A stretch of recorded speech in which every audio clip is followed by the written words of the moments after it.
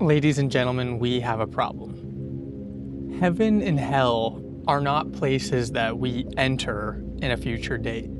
Heaven and hell are actually states of consciousness that we experience in our nervous system in this present moment. Now, you need to realize that peace, safety, and coherence, where life just falls into this effortless flow, is attainable. It is attained through kingdom first living, where the kingdom of heaven is unveiled to us in this moment. But fear, chaos, and the ego's fragmentation is what causes us to suffer the state of hell now.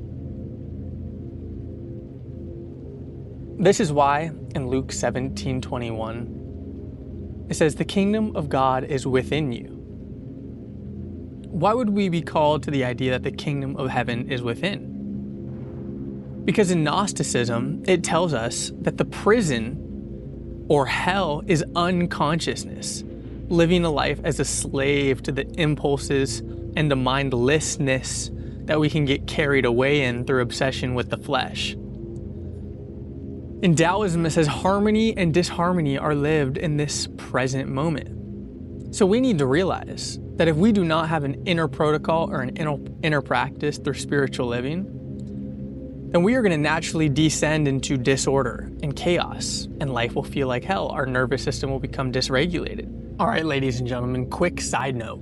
If you want to go from an inner state of chaos to actually kingdom first like living that all the greatest sages talk about, where you have a regulated nervous system, your mind calms down, you enter the kingdom of heaven within and experience peace, I want you to click the first link in the description. Join my Telegram with almost 300 people, and in there, I'm going to give you a free custom guided meditation protocol where you will get 7 custom guided meditations to where you're at and the things you need to surrender and let go of. If you struggle with anxiety, self-limiting beliefs, addictions, this tool is going to customize a roadmap to you specifically, and I just launched it today. It is completely free because I want to serve you on this journey. So go join the Telegram with over 300 people, and I'm excited to help you on your journey to transformation. Now back to the video. Now let's talk about the question humanity has asked for all of time. Where is heaven and where is hell? Are they places? Or are they states you enter through perception and embodiment of higher principle? Now, ancients used to ask this question about cosmology, right? They would look to the stars for answers to understand the heavens, but in modern day living, we must ask the question psychologically and spiritually. In Christian mysticism, heaven is unification with the divine. Well, ladies and gentlemen, the only moment we have is this present moment. That's the teaching in all of it. The only place life is happening is right here. The future is an illusion created by your ego. The past is an illusion created by your ego. So, when you're in a higher state of consciousness, where's the only place you're existing? Now. That's why it's called a state of being. Now, in this mysticism, it's about union with the divine. That's why in the Bible we're called to go to the kingdom of heaven within, or to seek God and his righteousness, and the rest shall be added unto us. But hell is when we're separated from this state of being, when we're separated from this higher level consciousness, which is our divine state. It's just where we are one with life. It's unity, right? Now in Gnosticism, salvation is awakening from this false perception. Now, in order to truly understand how we can step out of this state of hell, right? Hell probably looks like this for most people right now. They're super burnt out. I have a lot of people that message me like, "Hey Grant, like I have everything I want. I have a high-paying corporate tech job. I'm from Austin, Texas. I have my dream house. I have a family. Life is good, but on the inside, I feel dysregulated. I feel this inner chaos and I feel disconnected and in this state of survival." How could someone that has everything materially or everything that society sells us feel so dysregulated and uncontent on the inside, or incontent? I don't know the verbiage for that. That's because if we do not live this kingdom first type of lifestyle, where we go inside and seek inner order and inner coherence, we're going to forever feel like we're in a state of hell or in a state of dysregulation. Now, biologically, the nervous system is your communication network. Psychologically, it's regulated based on safety and threat. So if we've been in this disconnected state where we're disconnected from our source, we're disconnected from God, we're disconnected from our sense of self and our state of being, then we're psychologically going to perceive a threat. When we perceive this threat, our body goes into survival mode and it starts consuming energy and dysregulating the nervous system to step into the part of the nervous system that's responsible for bringing all of your energy to this moment and entering tunnel vision to make sure you're not going to get attacked by some perceived threat. Now, spiritually, this is the interface between consciousness and form. When you're obsessed with the material world, when you're obsessed with that raise to go from $300,000 a year to $500,000 a year, and you finally become a VP of your firm, or you're focused on going from the townhouse to the multi-million-dollar estate so you can host these backyard parties on Sundays so your social circle thinks you're on top of the world. You're engaged with the interface of form, right? Your ego is consumed by the outer world. But in spiritual... Bear with me, ladies and gentlemen. The voice is going out.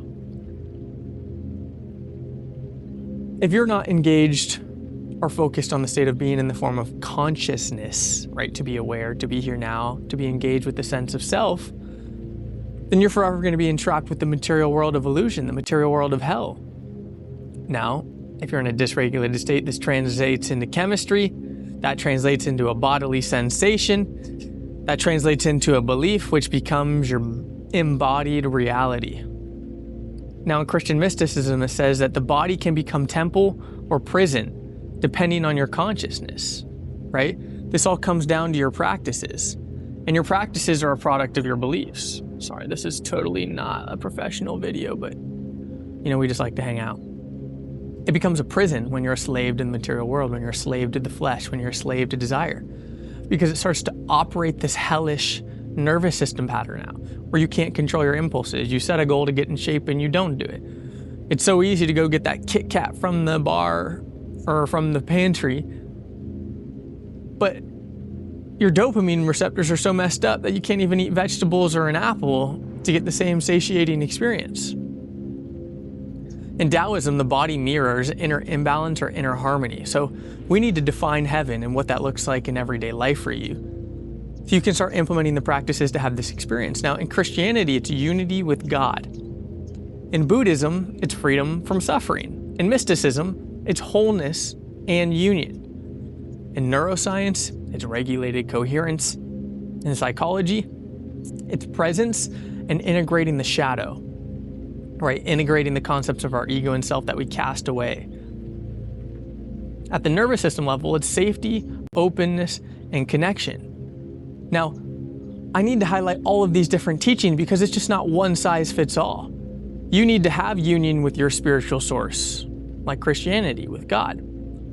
You need to free yourself from suffering and attachment to material desires, like it says in Buddhism. And the way you do this is through entering a state of wholeness and union, like it says in mysticism. And when you enter this wholeness and union, you experience the neuroscience benefit of a regulated, coherent nervous system, mind, body, and soul. You see how they're all interworking? The issue is people try and, because they're in a survival state, they're looking for one size fits all type of solution to their suffering. So they're going to hold on to one principle and siphon all the energy out of it like it's the only source of this transformational material, but it's not. Now, in Taoism, it says heaven is alignment with the way, right? The way are these principles where we bring the attachment or the detachment from desire, the detachment from material things, the detachment from suffering. It's to where we experience union with our divine source. It's where we experience regulated coherence, right? So we need to initiate practices in our everyday life that kind of facilitate this state. And in Gnosticism, heaven is remembering your true nature. This is probably the most profound thing you'll do, which is reconnecting with your source, reconnecting with your sense of self. Now we need to define hell. And the way we're going to do this is to tell you what version of your life we need to stray away from. The practices that we need to let go of, the practices that we need to surrender, the identity that we need to surrender. Because in Christianity, it's separation from God. In Buddhism, it's samsara, or cycles of suffering. Right? It's this karmic loop. It's a loop of your addictions to food. It's a loop of your addictions to smoking weed. It's a loop of your addictions to drinking. In trauma science, this is chronic survival mode, right? In psychology, it's a fractured identity. It's where the version of yourself that you wear as a mask to show the world is completely different than who you are, because you're still a slave to your impulses, your limiting beliefs, your anxieties, and your traumas. You've fractured your identity into multiple halves. Parts that you hide from the world and parts that you show the world to compensate for the version of yourself that you're hiding. And the nervous system level, this is a threat, right? This is collapse. This is panic, and this is numbness. And ladies and gentlemen, that is the Mexico tax. That is a big truck. All right, we're gonna move the camera this way. Once again, not a professional production setting, but here we are. Much love regardless. We can come a little closer. Now, in the Bible, it says, for to be carnally minded is death. The carnal mind, right? This is like the egoic, flesh-driven mind. But to be spiritually minded is life and peace. That's Romans 8:6. Ladies and gentlemen, the answer is right there. To be carnally minded, to be forever focused on the material things, the desires of the flesh, is death. It's literal death. You're going to enter hell through nervous system, through spiritual practice, through the multiple dimensions of mind, body, and soul that you have. You will be experiencing hell if you are carnally minded. But if you are spiritually minded and engage these practices, you will have life and peace. Gnosticism says that hell is the ignorance of the true self. Well, to ignore the true self means you need to be focused on the false self. The false self is the identification with success. It's the identification with a $300,000 a year high-paying corporate tech job, the downtown San Diego apartment, the validation from your social circle because you finally got that BMW or Mercedes. Congratulations, you got a Rolex. Now what? Now you just got gold handcuffs. Trust me, I've been there. That's why I'm on this path. I was a slave to myself. I smoked so much weed, I drank.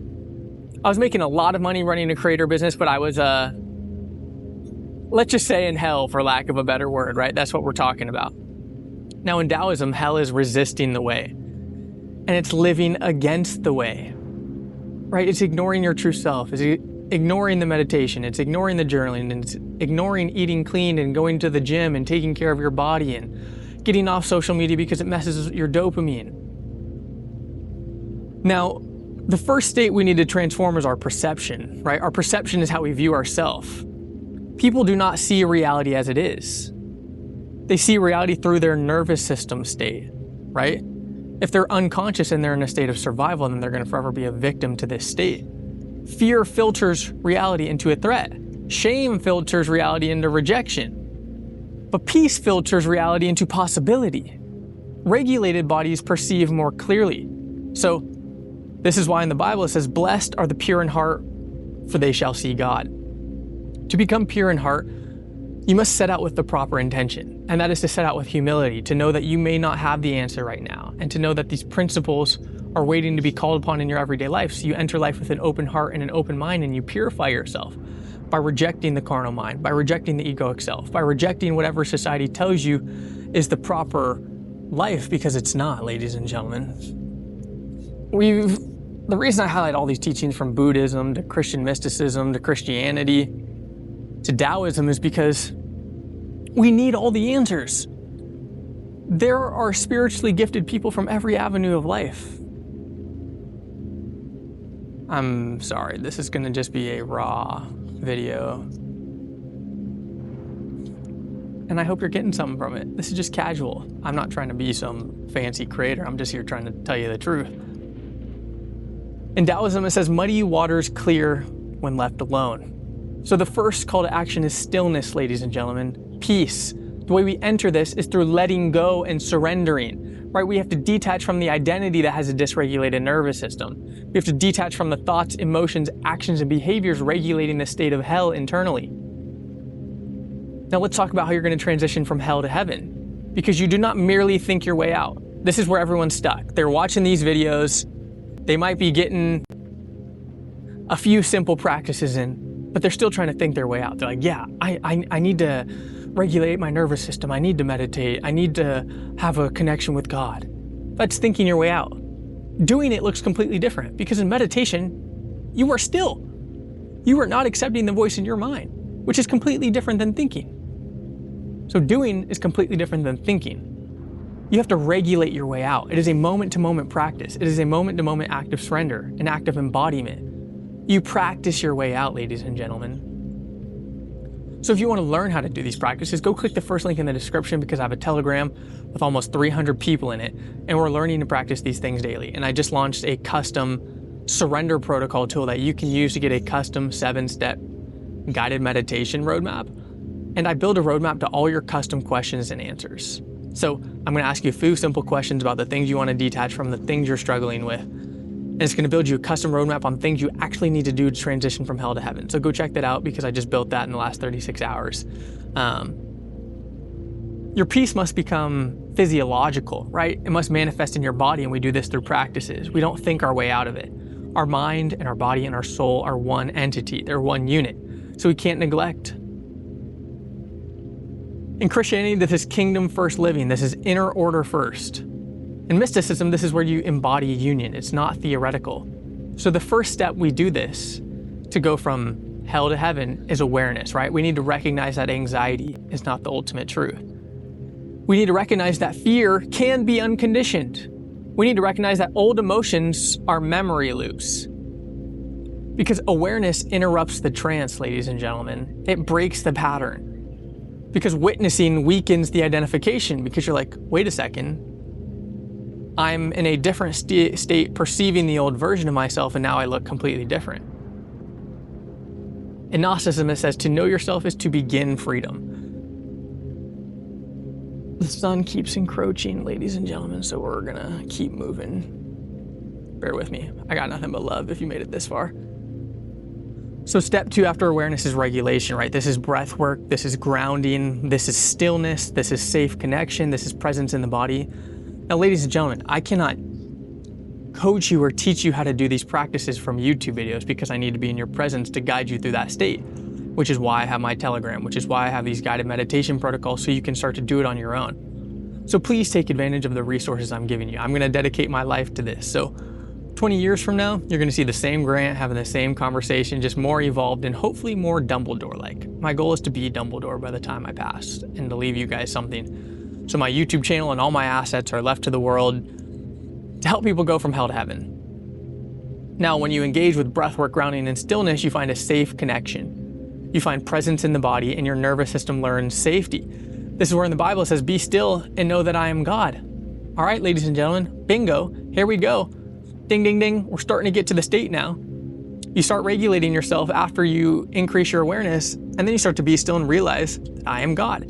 This is how you enter union. You need to realize that you are no separate, that you are forgiven, that you, by the sole act of being alive and being here, are created in the image of God. You are literally existing in God's creation right now. You don't have to do anything or think your way into that. It just is. And when you recognize that as truth, your stillness is going to restore order in your body. Now, step 3 is renewing our perception, because as our state changes, our sight changes. We stop projecting our past pains or our future worries onto the present moment, because we can finally discern clearly. We can respond instead of react. We can reclaim authorship of meaning. And these things all happen naturally based on your state of perception in your practice. This is where in the Bible it says, set your mind on heavenly things above. Because in Gnosticism, higher sight comes from inner awakening. It comes from going within and realizing these things that the teachings are telling you. Now, the final thing I want to talk about is realizing that heaven is alignment. Heaven is not just a feeling. It is sustained through practice. It is through trusting your body, through trusting your perception, acting without fear, living from wholeness. And through doing this, this is what the Christian mystics talk about when they say union with God is inner coherence. Now, this is how you overcome hell, because you're no longer reactive. You're no longer addicted to chaos as your default state. You're no longer bound to these distorted egoic stories. You're present instead of panicked. You're clear instead of confused. And you're free instead of conditioned. Both are happening right now, ladies and gentlemen. Heaven is not only after death. Hell is not only punishment later. It's all happening right now, because the only moment is the present moment. When you accept this, you'll begin to transform. Both are lived now. Both are rehearsed now. Both are embodied now. Daily choices strengthen one or the other. So this is why you must seek the inner kingdom now, not later. Now, ladies and gentlemen, If you truly want to practice these things, once again, go click the first link in the description and join my Telegram so you can get that free guided surrender protocol, because I'm going to give you 7 custom meditations. It's in the channel right now. We've got 300 people in there, all starting to practice this kingdom first type of living. So I want you to go take action and begin experiencing the transformation this life has for you. And hopefully my free tools do something. So I got nothing but love and peace for you, and I'm excited to continue with you on your journey of transformation. And I will see you in the next one. We out.